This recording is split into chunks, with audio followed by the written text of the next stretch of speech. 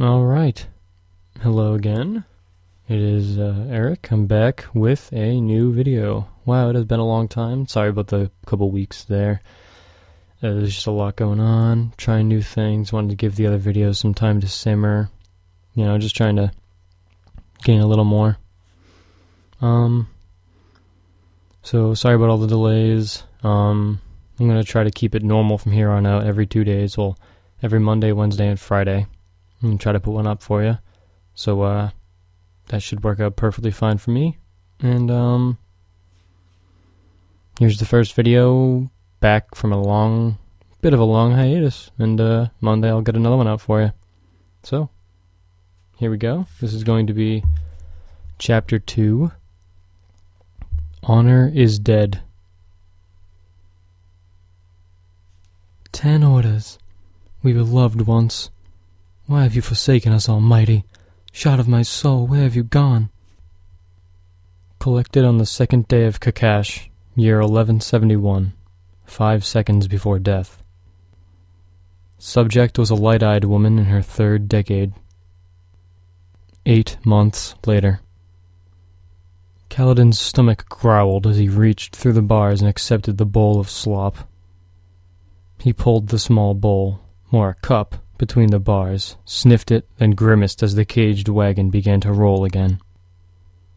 The sludgy gray slop was made from overcooked talu grain, and this batch was flecked with crusted bits of yesterday's meal. Revolting though it was all he would get. He began to eat, legs hanging out between the bars, watching the scenery pass. The other slaves in his cage clutched their bowls protectively, afraid that someone might steal from them.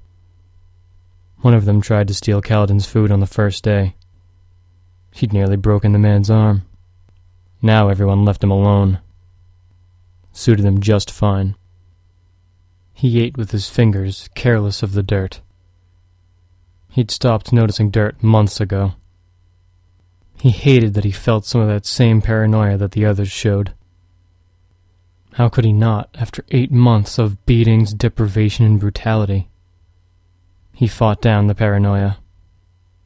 He wouldn't become like them, even if he'd given up everything else, even if all had been taken from him, even if there was no longer hope of escape.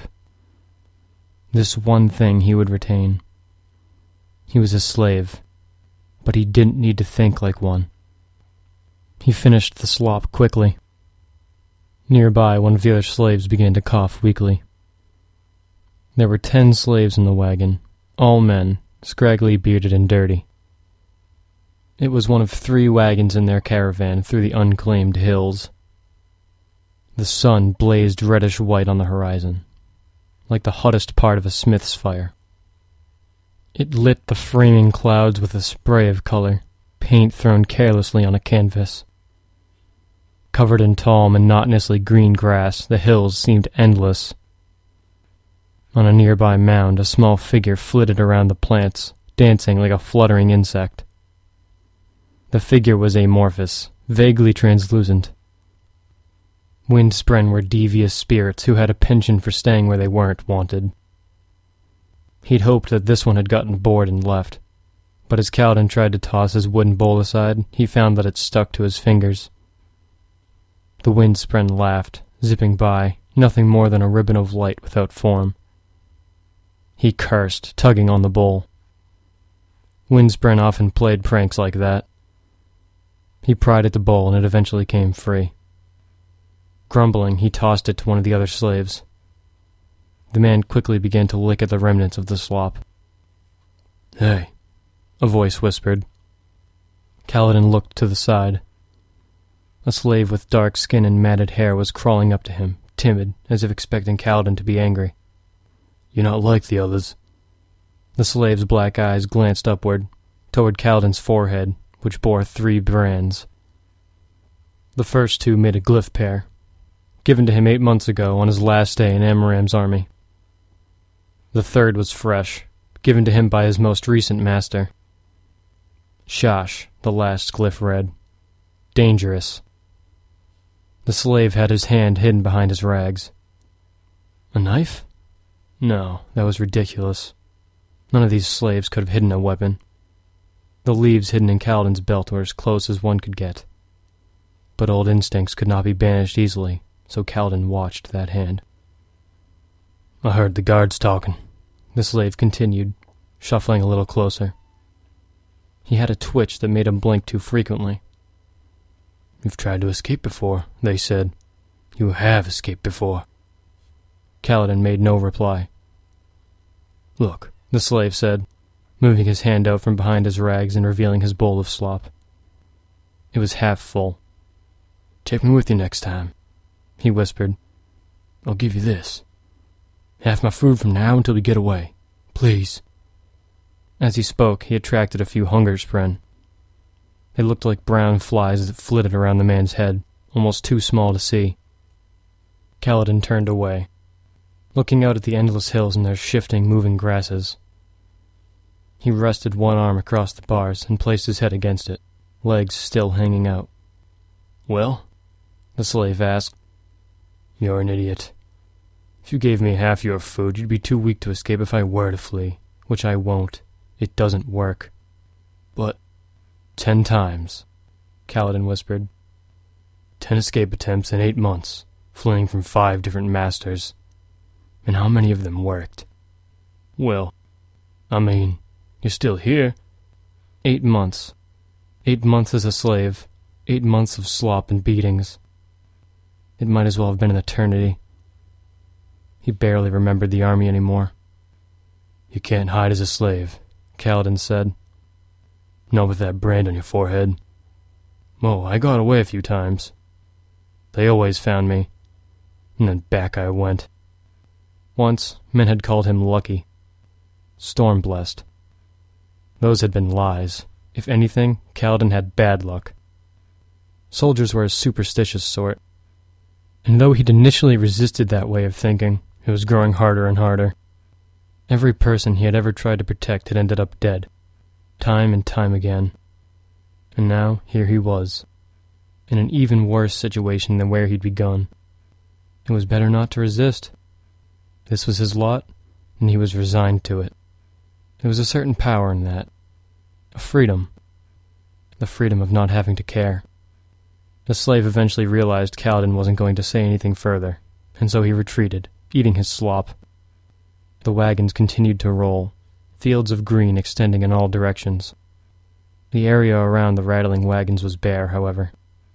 When they approached, the grass pulled away, each individual stalk withdrawing into a pinprick hole in the stone. After the wagons moved on, the grass timidly poked back out and stretched its blades towards the air.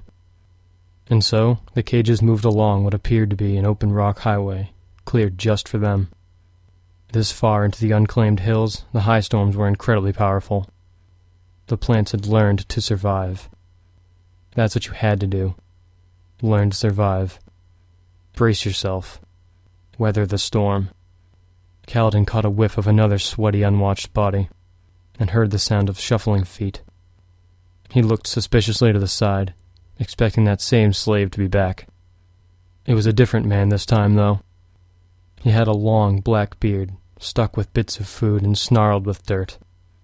Kaladin kept his own beard shorter, allowing Tivlak's mercenaries to hack it down periodically. Like Kaladin, the slave wore the remains of a brown sack tied with a rag, and he was dark-eyed, of course. Perhaps a deep dark green, though with dark eyes it was hard to tell. They all looked brown or black unless you caught them in the right light. The newcomer cringed away, raising his hands. He had a rash on one hand, the skin just faintly discolored. He'd likely approached because he'd seen Kaladin respond to that other man. The slaves had been frightened of him since the first day, but they were also obviously curious. Kaladin sighed and turned away. The slave hesitantly sat down. "Mind if I ask how you became a slave, friend? Can't help wondering. We're all wondering." Judging by the accent and the dark hair, the man was a Lethi, like Kaladin. Most of the slaves were. Kaladin didn't reply to the question. Alright, that was Chapter 2. Honor is Dead.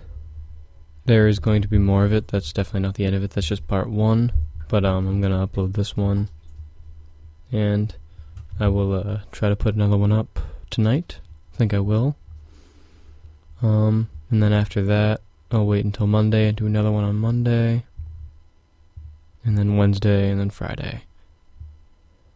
Also, sorry about the voice at the end there.